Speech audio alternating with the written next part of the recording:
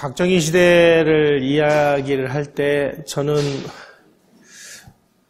제가 박정희 대통령에 대한 책도 쓰고 그러면서 느낀 게 하나 있습니다.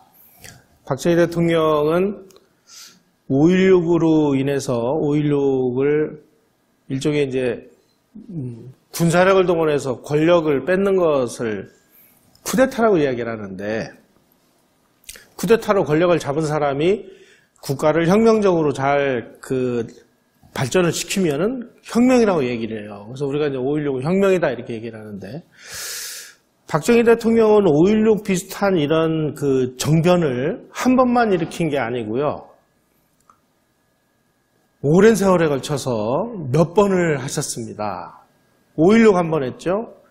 1964년에 6.3 사태가 일어납니다. 6.3 사태 일어날 때 비상계엄을 선포를 하고 군인들을 동원을 해가지고 한일회담을 반대하는 사람들을 전부 제압을 하고 일본하고 수교를 맺어요. 이게 이제 제2의 쿠데타였다. 제3의 쿠데타는 뭐냐? 1972년에 10월 유신을 하잖아요. 비상계엄을 선포하고 헌법 기능을 정지시키고, 그리고 유신헌법을 통과를 시킵니다.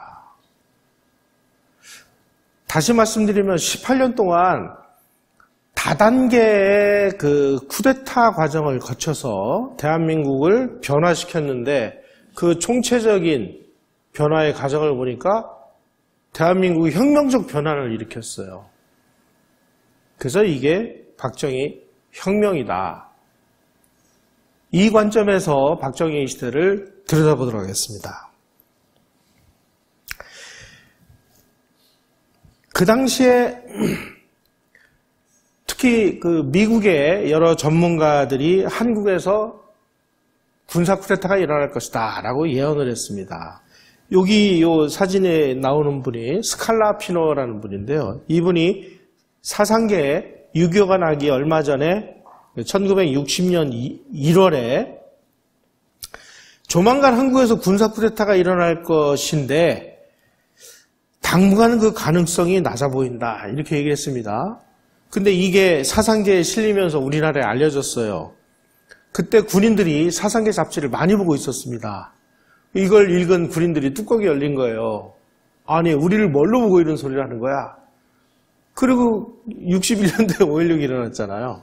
나중에 알고 보니까 이 스칼라피노가 쓴 이 콜론 보고서라는 것을 사상계에다가 줘서 싫도록 만든 것도 미국이었고요. 이 사상계라는 잡지는 놀랍게도 장준하 씨가 운영을 하고 있었는데 그 운영하는 모든 비용 이런 걸 미국이 많이 대줬습니다.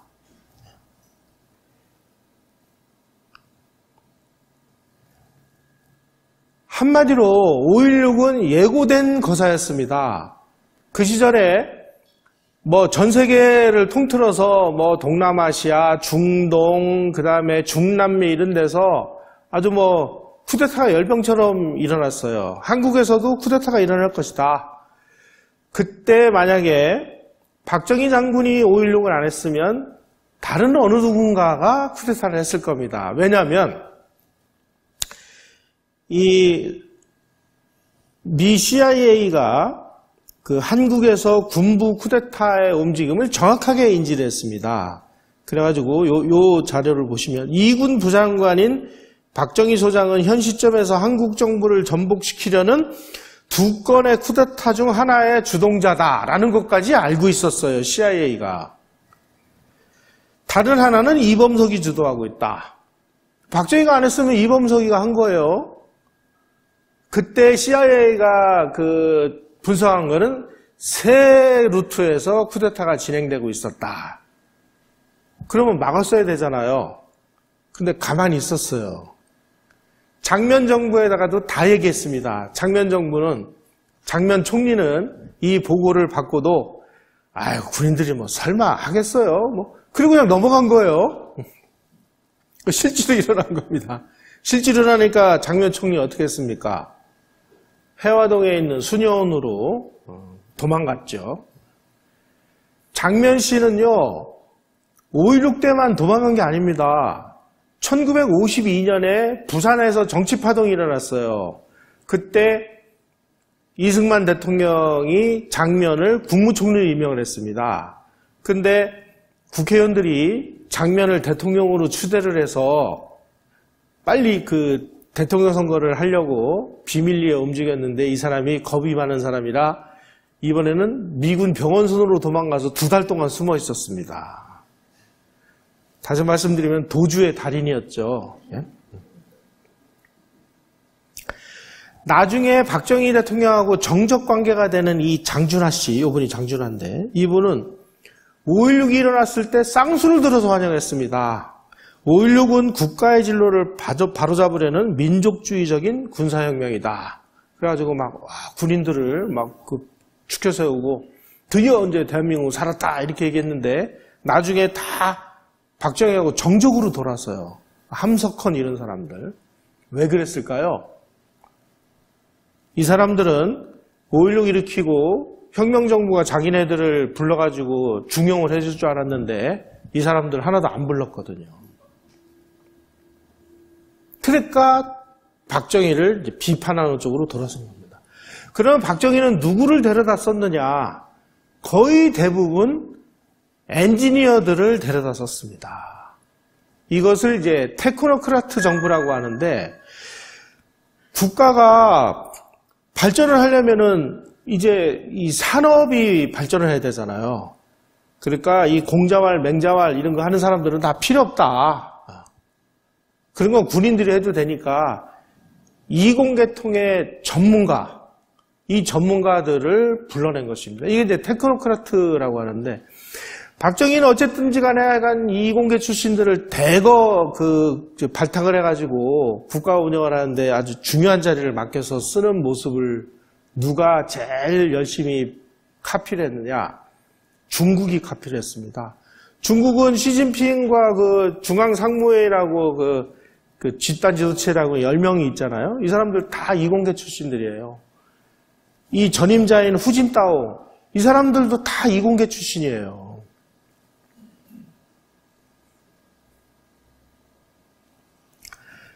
박정희라는 사람은 그 당시에 많은 한국의 지식인들이 대한민국의 신은 민주주의야. 그러니까 모든 것을 희생해서라도 민주주의를 해야 돼. 이렇게 얘기할 때 박정희는 웃기지 마라. 지금 배고파서 사람이 죽는데 무슨 놈이 민주주의냐. 밥부터 먹여야 될 거 아니냐 말이야.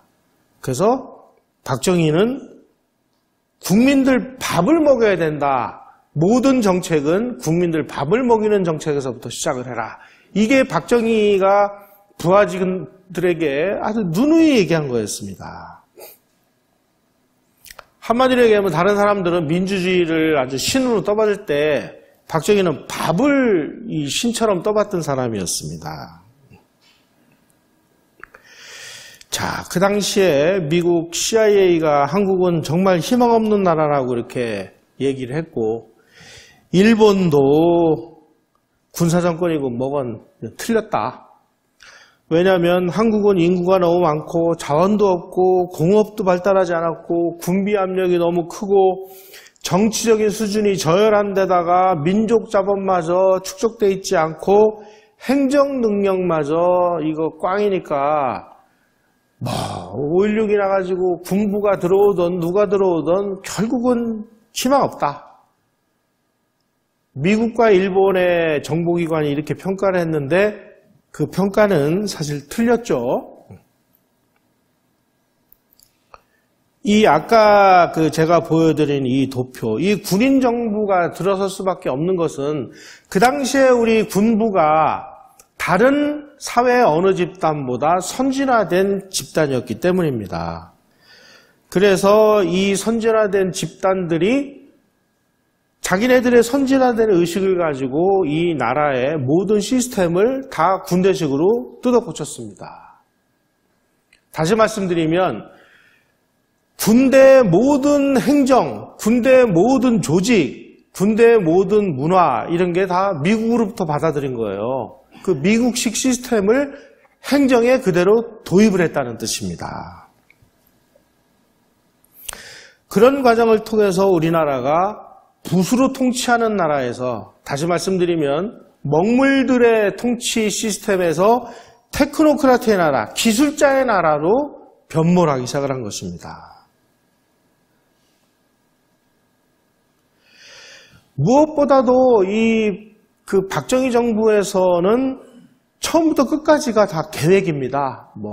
식량 증산 5개년 계획, 무슨 계획, 이게 왜 이러냐. 그렇게 모든 것을 아주 수학 공식처럼 완벽하게 딱 짜가지고, 우리 예산이 요만큼이니까 요 예산을 가지고 첫째 해는 얼만큼 하고, 둘째 해는 뭐 하고, 세 번째 해는 뭐 하고, 네 번째 해는 뭐 하고, 아주 정확하게 짜가지고 그 시스템에 맞게 못하면 이게 왜 안 됐는지를 분석을 해서 되도록 만들어주고 하는 이런 시스템이었기 때문에 이 국가의 움직임이나 그 다음에 모든 계획이 계획대로 다 움직였다는 겁니다. 근데 이 계획대로 움직이는 게 언제서부터 무너졌느냐. 우리 문민정부라고 하는 김영삼 정부 때부터 완전히 무너지기 시작을 해가지고요. 고속철도 만드는데 도롱뇽 살리겠다고 난리 부르스를 쳐가지고 몇 조 원을 낭비를 하지를 않나. 새만금 개발 사업 같은 거는 도대체 처음 계획보다 몇 년이 늦어졌는지 계산조차 안 되는 이런 상황이 되어버렸어요. 이러한 이 행정력과 리더십의 차이는 어디서 오는 거냐. 요즘에 도롱뇽이 아주 잘 살고 있답니다. 그 때문에 지금 이 경부고속전철 공사가 몇 년 늦어져가지고 1조 5천억 원인가 경부고속철도는요, 예정보다 공사비가 3배, 공기는 계획보다 7년이 늦어졌습니다. 아니, 7년이 늦어지면 늦어진 걸로 끝나는 게 아니고요. 거기에 따르는 비용이 얼마나 많이 발생했겠어요. 만약에 박정희 시절에 이런 일이 있었다면 담당자들 다 총살당하든지 무슨 수를 냈을 거예요. 이런 차이가 있었다는 뜻입니다. 그러니까 우리는 그야말로 이 천당과 지옥을 지금 막 왔다 갔다 하면서 국민들이 다 살아가지고 거의 지금 제정신이 아니에요. 무엇보다도 이 박정희라는 사람의 특징은 뭐냐면은 이 행정의 달인이다. 도대체 이 사람은 어디서 배웠느냐? 박정희라는 사람은 이 사관학교를 3군데 나온 거 아십니까? 만주에 있는 만주 사관학교를 하죠. 그 만주 군관학교라고 그러죠. 그 다음에 일본 육군사관학교를 나왔잖아요. 해방이 돼서 또다시 우리 육군사관학교의 전신인 조선경비사관학교를 또 나왔습니다. 3개국 사관학교를 나왔어요.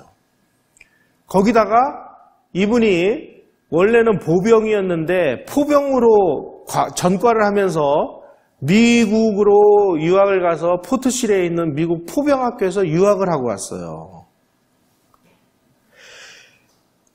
이런 식으로 이 미국식 시스템, 일본식 시스템을 배운 사람이기 때문에 어쨌든 이 행정이라든지 모든 일을 되게 만드는 이런 능력이 아주 탁월한 사람이었고요. 그 다음에 지도 이런 거 우리 어린 시절에 학교 나와도 관공서나 이런 거 많이 붙어놨잖아요. 몇 년도에는 무슨 공장이 어디에 들어서고 몇 년도에는 뭐가 어떻게 되고 하는 이분은 항상 투잡을 요구를 했습니다. 일하면서 싸우고 싸우면서 건설하고 무엇보다 박정희 시절에 전 국민에게 공짜로 뭔가를 나눠준다. 이런 거는 존재하지 않았습니다.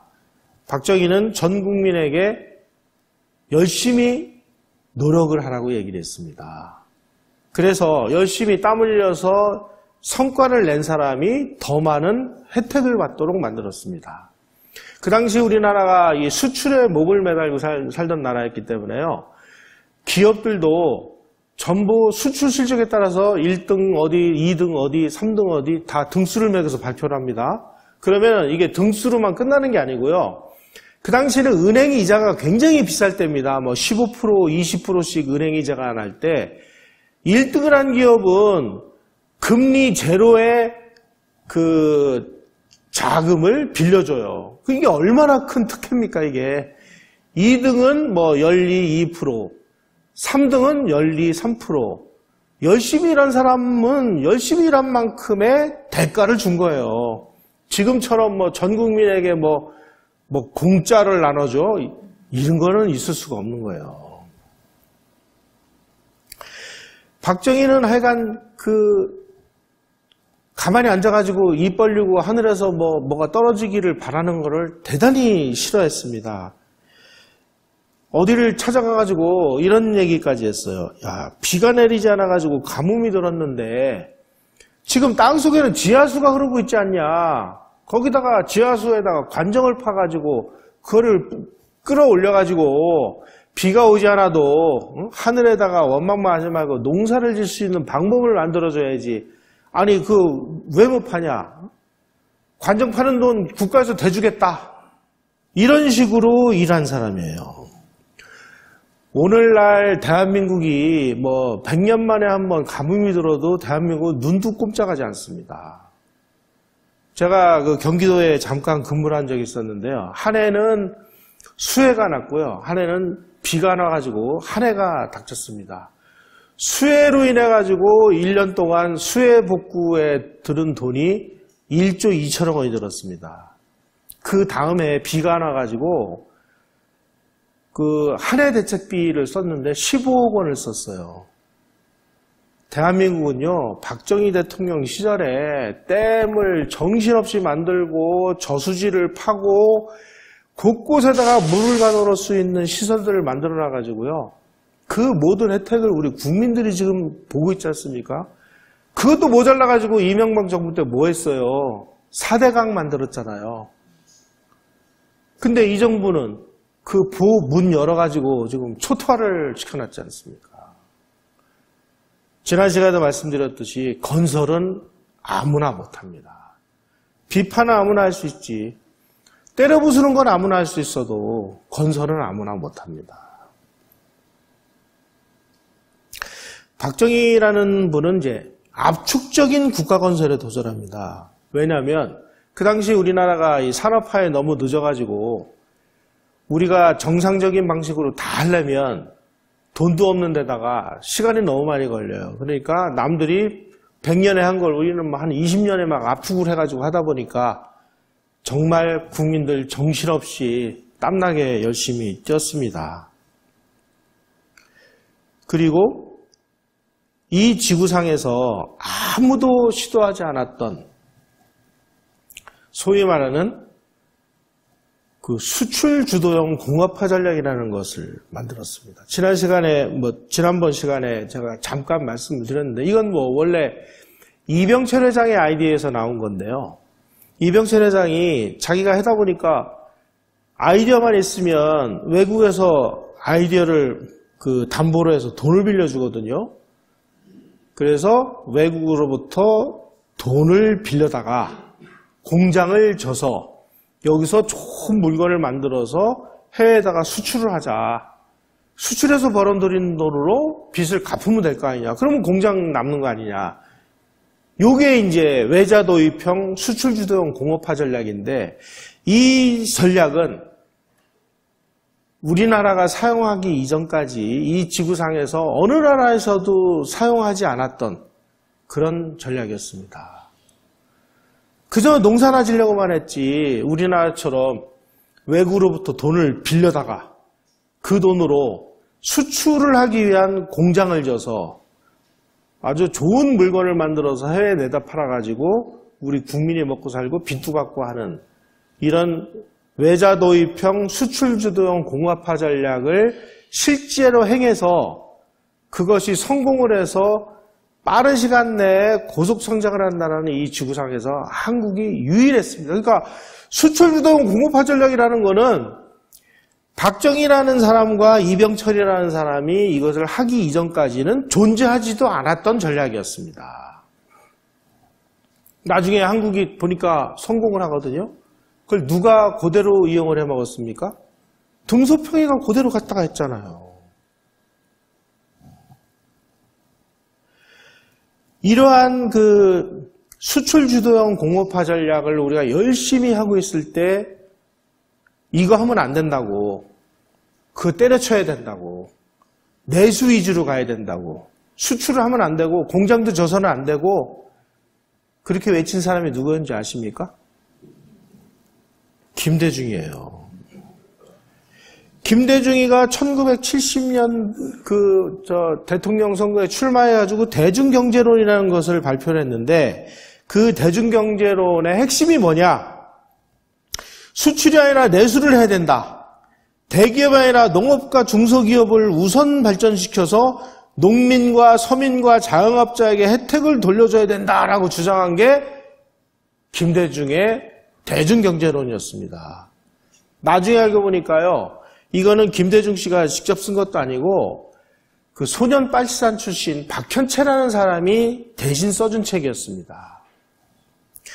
내수 위주, 농업 우선, 중소기업 위주, 폐쇄적 자급 시스템, 대기업 중심 공업 육성 반대, 노조의 경영 참여, 이거는 북한이나 유고슬라비아 같은 공산주의 국가가 채택했다가 쫄딱 망했던 그런 방식하고 동일했다.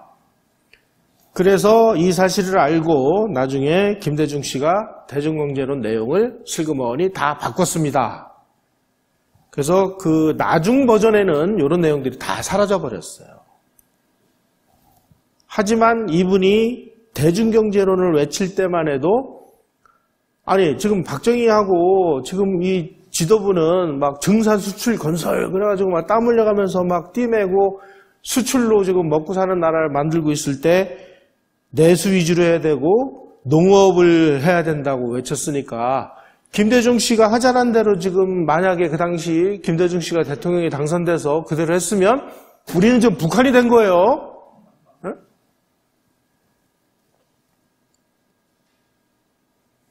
바로 이러한 소위 말하는 수출 주도형 공업화 전략, 이것이 그야말로 대한민국을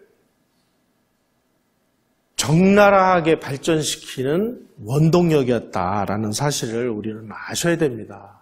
그런데 아직도 이런 내수 위주, 농업과 중소기업 우선 발전시켜서 농민과 어민 이런 사람들이 잘 살아야 된다는 이런 사고방식을 가진 사람들이 지금 우리 국가의 지도부를 구성하고 있잖아요.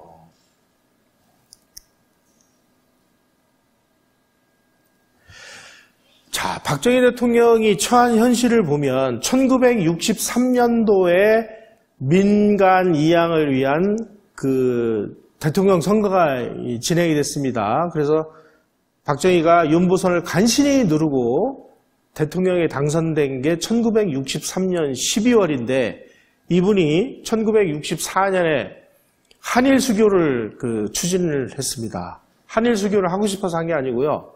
그 당시에 우리가 산업화에 필요한 자금이 필요한데 이 자금을 우리가 들여올 수 있는 곳은 일본밖에 없었습니다.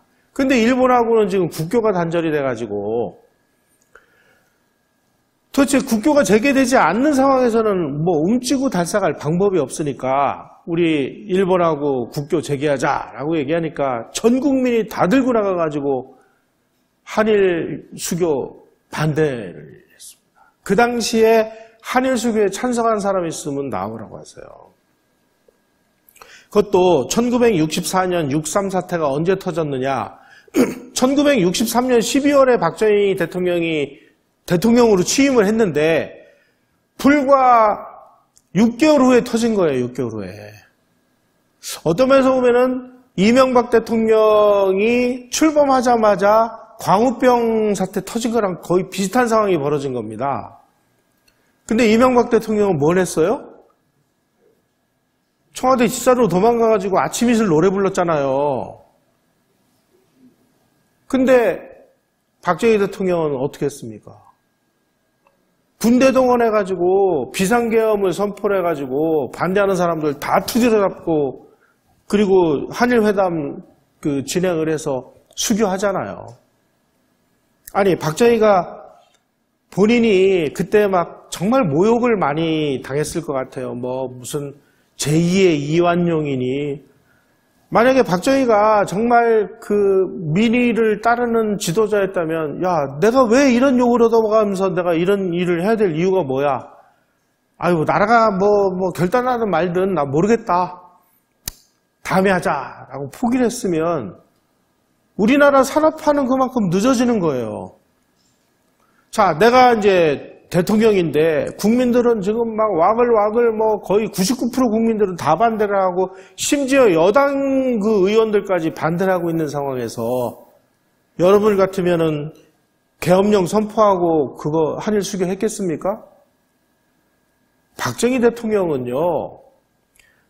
민의를 따르는 이런 유형의 정치인이 아니고 쿠데타를 해서 정권을 자기가 뺏은 소위 말하는 혁명가입니다. 혁명가를 자꾸만 정치인의 잣대로 재려고 하니까 이게 안 맞는 거예요. 나중에 이제 10월 유신 때도 말씀을 드리겠습니다만은 아니 여러분 지금 박정희 대통령이 경부 고속도로를 건설한다고 할 때 찬성한 사람 있으면 손 들어보세요. 포항제철을 건설한다고 했을 때 찬성한 사람들 있으면 손 들어보세요. 그 당시에 제가 그 포항제철 회장을 했던 유상구 회장을 인터뷰를 했는데요. 유상구 회장은 제철소를 짓는 전문가인데 이분이 저한테 그래요. 지금 와서 하는 얘기라 편하게 얘기하는데 그 당시 우리 제철소 짓는 것보다 더 힘든 게 국민들과 언론과 정치인들의 반대를 설득하는 거였다. 솔직히 포항제철 건설하는데 찬성한 사람 있으면 나와봐라. 그럼에도 불구하고 이 박정희라는 사람은 그 모진 욕을 다 얻어가면서 이 일을 합니다. 그때 그 사람의 심정은 어땠을까요? 그러니까 하도 답답하니까 그래 너희들 열심히 욕해라. 나 죽은 다음에 내 무덤에다가 침을 뱉어. 하지만 내가 선택한 그 길이 옳았다는 걸 여러분들은 느끼게 될 거야. 이런 심정으로 그 일을 했다는 겁니다. 아니 제철소 짓고 고속도로 질 때 우리 국민만 반대한 줄 아십니까? 전 세계에 있는 모든 전문가들이 다 반대했습니다. 우리가 고속도로를 다 설계를 해놓고요. 고속도로를 이제 서독에 가서 에르하르트 수상에게 배워온 겁니다. 한 나라가 이 선진화되려면은 제철 산업이 있어야 된다. 제철 산업으로 철을 만들어서 자동차를 만들고 자동차를 만들어 가지고 계속 그 이동을 많이 시키고 그러려면은 도로가 필요하다. 따라서 산업을 위해서는 도로가 제일 중요하다. 그리고 고속도로를 구경하라. 그래서 박정희 대통령이 이제 독일 가가지고 아우토반을 이제 보고 오잖아요. 그래서 이제 고속도로를 딱 짓겠다고 했는데 우리가 돈이 없으니까 세계은행에 가서 우리 고속도로를 지려고 하는데 돈이 없으니까 돈 좀 빌려주십시오. 이렇게 얘기하니까 그 당시에 세계은행에서 아니 한국에 지금 자동차가 몇 대냐? 3만 5천 대밖에 안 되는데 무슨 놈의 고속도로가 필요하냐? 아 그냥 다녀. 돈을 안 빌려준 거예요. 그래서 우리가 돈이 없으니까 어떻게 했습니까? 월남에 간 군인들 그 월남에서 벌어온 돈, 그 다음에 한일수교에서 가지고 온 돈으로 우리 고속도로 졌잖아요.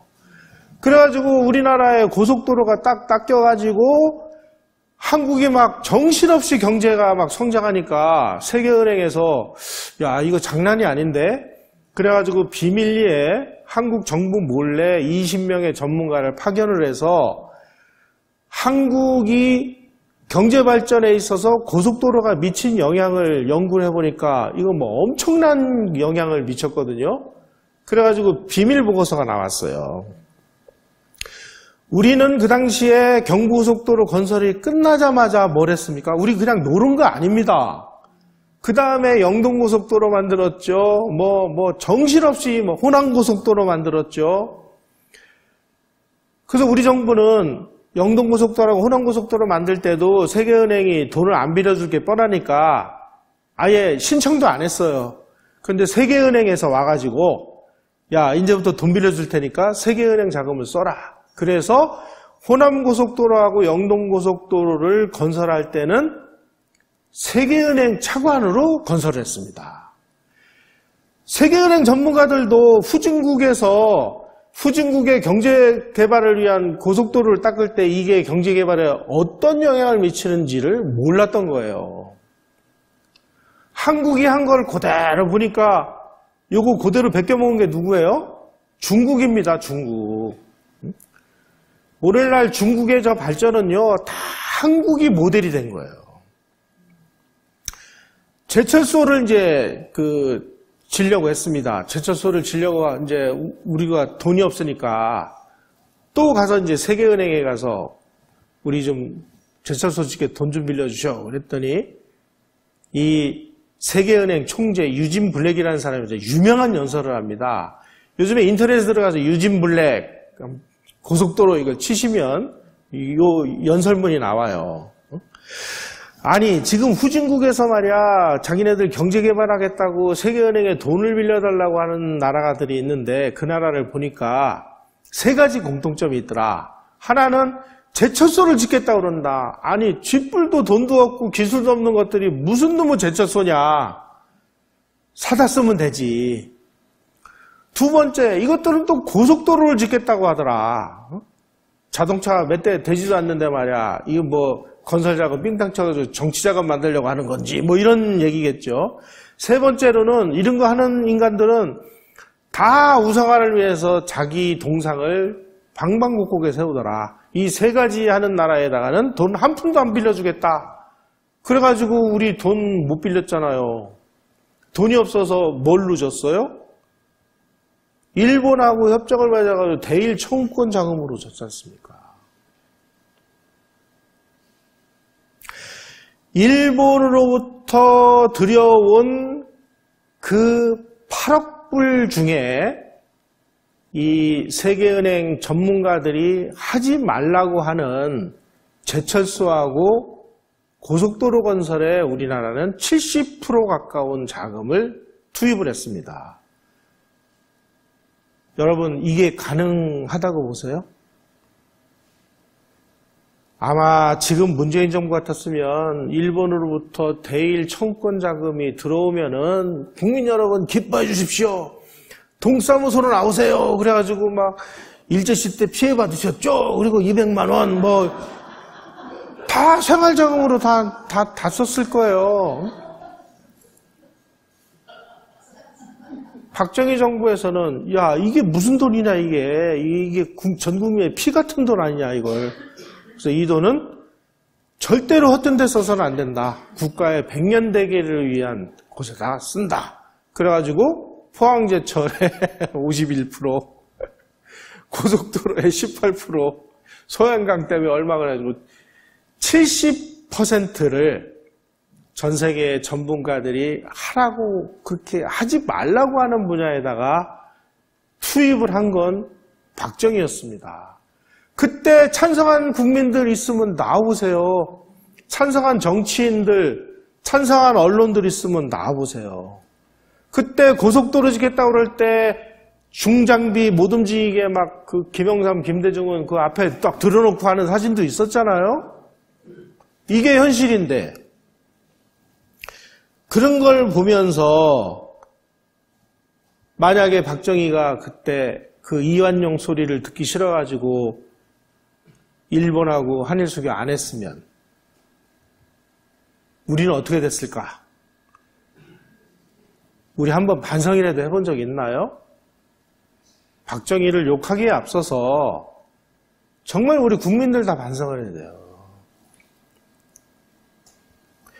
전 세계 전문가들이 다 박정희 방식을 반대했습니다. 제철 산업은 인구 1억 명도 안 되는 후진국은 성공 가능성이 희박한데 너희들 무슨 놈의 제철소를 짓겠다고 하느냐. 온갖 유진 블랙의 발언 여기 있죠. 예. 대일 청구권 자금 중에 70%를 우리가 이 외국인들이 하지 말라는 곳에다 했다. 자, 이제 이 10월 유신, 그러면은 이제 다들 깨갱하고 이제 꼬리를 내립니다. 왜냐하면, 야, 10월 유신이 말이야, 독재를 하고 장기 종신 대통령을 하면서 자기가 대통령 하기 위해서 권력을 연장하기 위해서 하기 위한 거 아니야. 그리고 인권 탄압한 것도 사실이잖아. 그런가 보다. 다들 깨갱하고, 10월 유신 그러면 다들 막 쥐구멍을 찾아가지고 막 머리 집어넣고 그래요. 도대체 10월 유신을 왜 했을까를 알면, 박정희라는 사람이 왜 이걸 했는지를 우리가 냉정하게 알 수 있습니다. 박정희가 보니까 지금 북한하고의 경제력을 보니까 1974년에 남북한 경제력이 역전이 됩니다. 1974년 이전에는 북한이 우리보다 잘 살았습니다. 얼만큼 잘 살았냐? 1961년도에 우리의 2인당 국민소득이 82달러일 때 IBRD 세계은행 통계를 보면 320달러예요, 북한이. 우리보다 4배 잘 살았어요. 어떻게 그렇게 잘 살았느냐? 일본이 북한 지역에다가 건설해준 공업시설 덕분에. 북한은 일본이 져준 공업시설 열심히 우려먹느라고 1970년대 초까지 한국보다 4배나 잘 살았습니다. 박정희가 보니까 우리가 이거 역전을 해야 되는데 역전을 하기 위해서는 뭐가 필요하냐 막 고민하고 있을 때 닉슨 독트린이라는 것이 발표가 됩니다. 자, 주한미군 다 철수할 테니까 이제 니네 나라는 네가 지켜. 그래 박정희가 이제 급해가지고 향토예비군이라는 걸 만들어요. 그래가지고 250만 향토예비군을 만들고 보니까 향토예비군은 뭐 가지고 싸워요? 뭐 꽃갱이 가지고 싸워요? 뭐 낫 가지고 싸워요? 우리가 지금 무슨 동학 농민운동 시대가 아니잖아요. 아니 총이라도 한 자루 져줘야 되는데 우리가 그 당시 총을 만들 수 있는 기술이 없는 거예요. 야 무기 만들자. 그래가지고 청와대 뒤에다가 간이 사무실을 만들어서 거기서 이제 열심히 총을 만들었습니다. 박격포도 만들었어요. 가지고 몇 발 쏴보니까 잘 나가. 근데 100발, 200발 쏘니까 막 총신이 갈라지고 난리가 난 거예요. 이 무기를 만들려면은 특수광을 만들어야 되는데 아까 제가 중성 말씀을 드렸지 않습니까? 이 특수광을 만드는 제철 공장이 우리나라에 없는 거예요. 제철 공장을 만들려고 보니까 10년 이상의 세월과 거의 100억 불 가까운 투자가 필요한 거예요. 자, 그런데 간신히 삼성 개헌을 해가지고 헌법까지 막 뜯어 고쳐가지고 간신히 박정희 대통령이 임기 4년 마치고 재임을 했고 그리고 삼성 개헌을 해가지고 임기를 연장을 했잖아요. 그 연장을 한 임기가 언제 끝나니라 1975년에 끝나요. 그런데 중화공업을 건설하려고 가만히 보니까 10년 세월이 필요한 거예요. 그런데 다음번 선거는 가만히 보니까 저쪽에서는 김대중이가 나올 게 뻔하거든요. 야, 김대중이가 좀 대중경제론 한다고 하는데 수출하지 말고 내수하자 그러고 좀 이러고 있는데 저 사람이 대통령이 되면은 지금까지 그 어려운 과정을 거쳐가지고 만드는 거 다 뒤집어 엎고 다시 출발하려고 할 거다. 오늘날 우리 원자력 산업 다 때려부시듯이 이런 일이 벌어질 거다. 그러면 어떻게 되느냐? 막 모르겠다. 나 1975년에 내 임기 끝나니까 나 집에 가서 아주 안락한 노후 생활 할래. 나라가 망하든 말든 내가 무슨 상관이야. 이렇게 하는 게 맞느냐? 아니면 내가 죽더라도 이 중화학공업은 완성시키고 죽겠다. 그러니 비상한 수단이라도 동원해야 되겠다. 박정희 앞에 놓인 선택지는 두 가지였습니다. 여러분 같으면 어느 쪽을 선택했겠습니까? 박정희는 욕을 얻어먹는 쪽을 선택한 거예요. 그래서 10월 유신을 선포하고 비상사태를 선포하고 헌법 기능을 정지를 하고 그래가지고 유신헌법을 만들어서 유신헌법에 의해서 대통령 임기가 6년인데 중임 제한 조항이 없습니다. 그러니까 임기에 대한 그 스트레스는 없어진 거예요. 그리고 중화학공업 돌격. 그래서 그 당시에 이 박정희 대통령하고 이 중화학공업을 건설한 오원철 씨의 얘기에 의하면 중화학공업파가 유신이고 유신이 곧 중화학공업파라는 것이 쓰라린 진실이다. 하나 없이 다른 하나는 존재할 수 없다. 이런 사실을 무시하는 것은 비양심적이다. 다시 말씀드리면 박정희는 자기 임기가 1974년인가 75년에 끝나는데 그러면은 중화학공업이고 뭐고 다 중단되고 우리 지금 문재인 정부가 원자력 산업 초토화시키듯이 지금 우리가 간신히 시작한 이 산업화 다 초토화시켜가지고 전부 농업사회로 돌아가자고 얘기할 텐데 이거는 내가 못 보겠다. 내가 욕을 얻어먹더라도 헌정 기능을 중단시킨다는 비난을 받더라도 내가 중화학공업은 성공시키고 죽겠다. 그래서 10월 유신을 선포하는 겁니다. 다시 말씀드리면 5.16으로 한번 쿠데타를 일으켰죠. 1964년 6.3 사태 때 또 한 번 비상계엄을 선포를 하죠. 10월 유신 때 또 한 번 초법적인 수단을 동원합니다. 이런 식으로 박정희는 자기 재임 기간 동안에 여러 차례에 걸친 이런 소위 말하는 헌법 중단이라는 이런 비정상적인 방법을 동원해 가면서 이분이 중화학공업을 건설해 놨기에 우리가 지금 박정희 시대에 만든 그 인프라로 지금 먹고 사는 거 아닙니까? 우리 지금 한국에서 자동차 산업 빼면 뭐가 있어요? 조선 산업 빼면 뭐가 있고 지금 현재 우리가 향유하고 있는 이 산업적인 이 모든 그 백그라운드는 박정희 시절에 만든 겁니다. 그걸 만들기 위해서 박정희는 10월 유신이라는 정말 비상한 수단을 동원할 수밖에 없었다라는 거죠. 그래서 언론인 최석채 같은 사람은 박정희는 정치인이 아니라 이 사람은 혁명가다. 그런데 자꾸만 사람들이 혁명가를 정치인의 잣대로 이 사람을 재니까 도대체 이 사람을 우리가 수용할 수 있는 방법이 없다. 박정희는 혁명가니까 혁명가로서 우리는 평가를 해야 된다. 이렇게 얘기를 한 겁니다.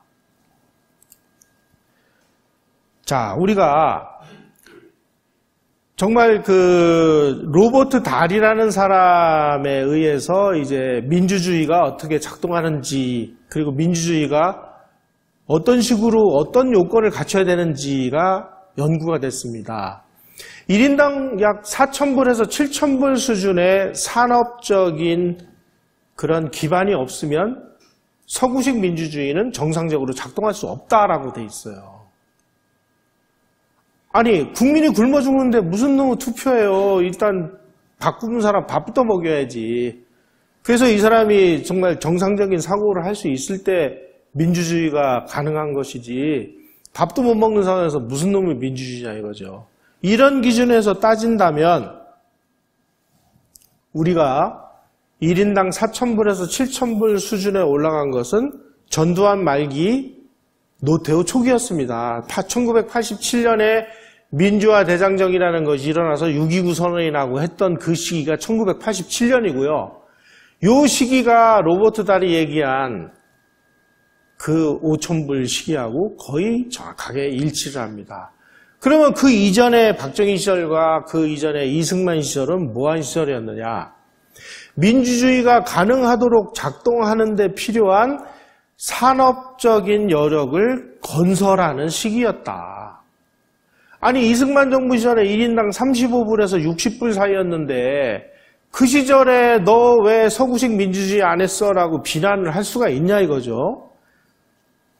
1961년 우리의 1인당 소득이 82불이었는데 왜 당신 그 당시에 그 서구식 민주주의 왜 안 했어? 라고 비난하는 것은 정당하지 않다는 거예요. 그래서 최근 들어서 학자들의 연구 결과에 의하면은 이승만 박정희 시절은 독재 정권이고 독재를 한 시대가 아니라 권위주의적 통치 시대였다. 무엇을 위한 권위주의였느냐? 서구식 민주주의가 가능하도록 물적 토대를 건설하기 위한 권위주의적 시대였다. 이렇게 해석을 하고 있습니다.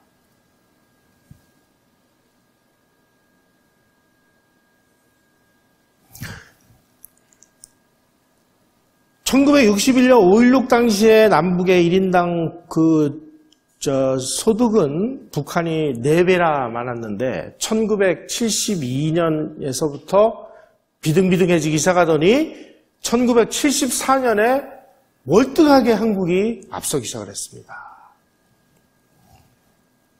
지금은 뭐 거의 뭐 몇 배라고 해야 될까요? 수백 배 차이가 나는 이런 나라가 됐습니다.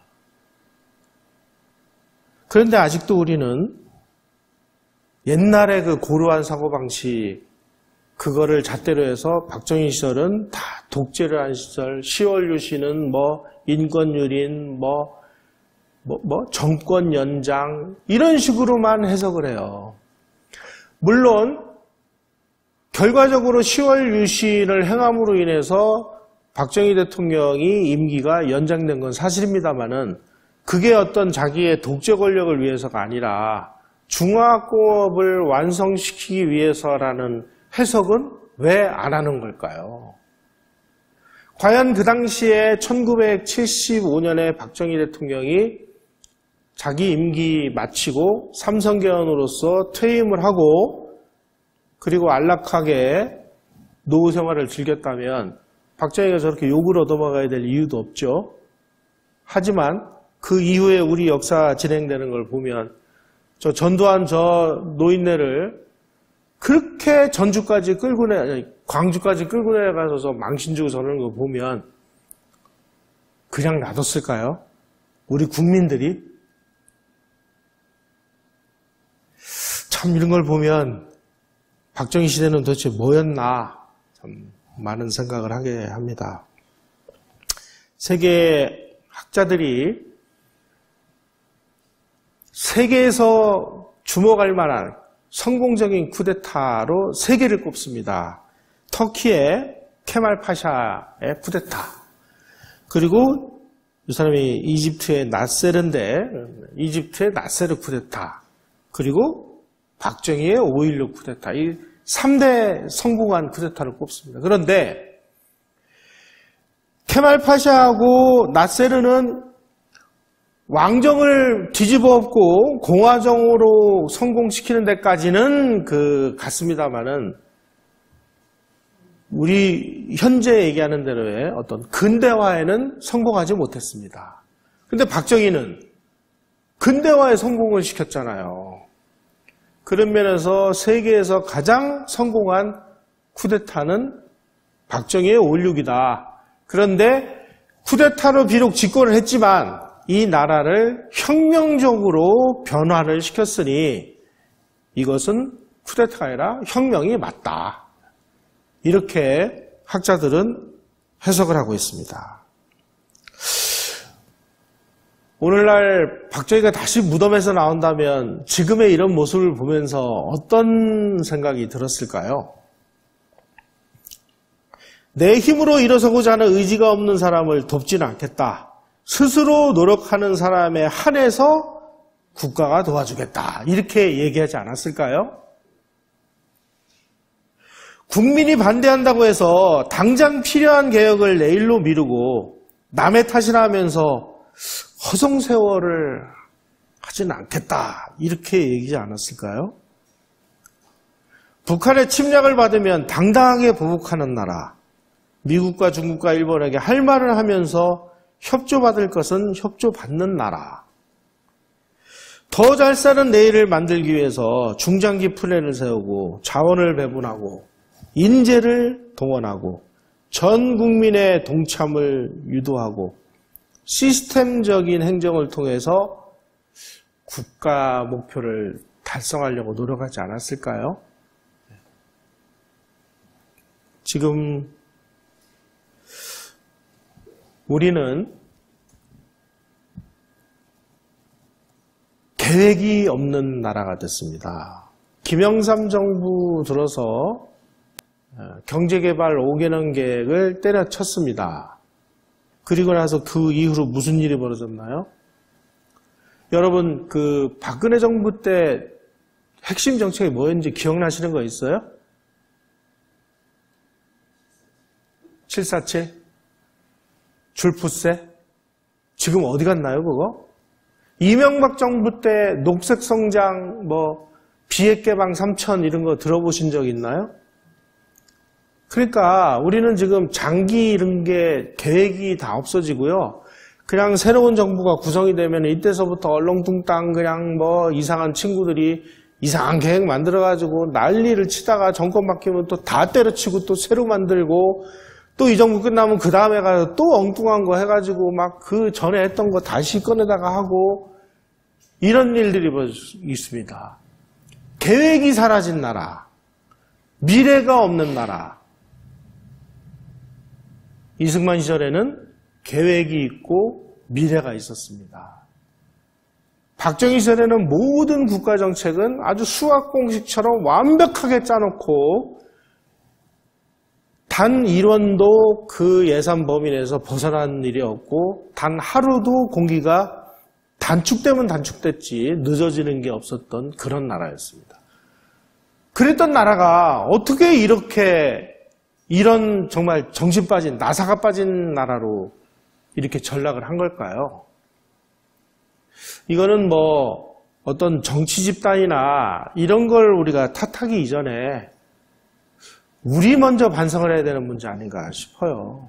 우리가 지금 투표해서 뽑아낸 그런 정부가 무슨 짓들을 저질렀는지 결국 그 정치의 수준은 우리 국민의 수준입니다. 우리 다 정부에서 주는 공짜 다 받고 열심히 좋아하잖아요. 그리고 막 그거 찍어주잖아요. 그러면 또 이런 정부가 만들어지는 거죠. 박정희 시절에는 그러지 않았습니다. 국민들에게 당당히 요구를 했습니다. 열심히 일하라고. 우리는 인천공항공사에서 이상한 일이 벌어지고 나서 열심히 공부 안 해도 되는 나라가 됐죠. 운 좋은 나라, 제발 대통령이 방문해 주기를 바라는 나라, 이런 나라가 됐지 않습니까? 박정희 대통령 시절에 했던 이런 모습들을 보면서 특히 그 10월 유신에 대한 해석 같은 거는요, 정말 우리가 공격적으로 박정희라는 사람을 위해서가 아니라 대한민국의 명예를 위해서라도 10월 유신에 대한 해석은 정말 정확하게 잘 해야 될 것 같아요. 그러면 아마 박정희 대통령은 적폐 이런 데서 해방이 돼서 정말 대한민국을 혁명으로 이끈 그런 지도자라는 평가가 나오지 않을까 하는 생각이 듭니다. 오늘 강의 이것으로 마치겠습니다. 고맙습니다.